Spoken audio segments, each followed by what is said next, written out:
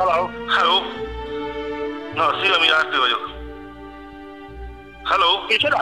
Ványai Árpi, temetkezés Szerencs. Na igen. Figyelj, lenne egy temetés csütörtökön 11 órakor. Igen, és akkor mi történt?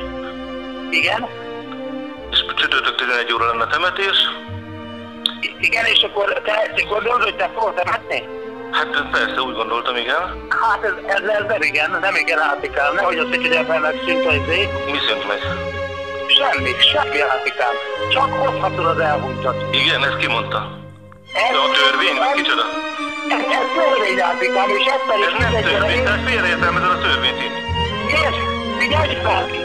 Én elmehet állapot, meg itt lehet, hogy a fejegettet találják, és van meg akkor is minden gyere, várlak szeretettel, gyere Émi, nyugodtan gyere, várlak szeretettel. Miért is szépen találni, te mocsogtad? Hát nyugodtan, figyelj, semmi akadálya, vállalod a felelősséget, és akkor a következményeket ott nyugodtan szétvehetek, semmi probléma nincs ezzel. Tétlen, még a büdös fajtálat is te szarhád, de nézd már meg ebben is minden korlatom hülye. Most a magad fajtájáról beszélsz, uram? A fajtáról, te büdös. Szerintem mindenki magából indul ki, és mintha magadat tudnád itt.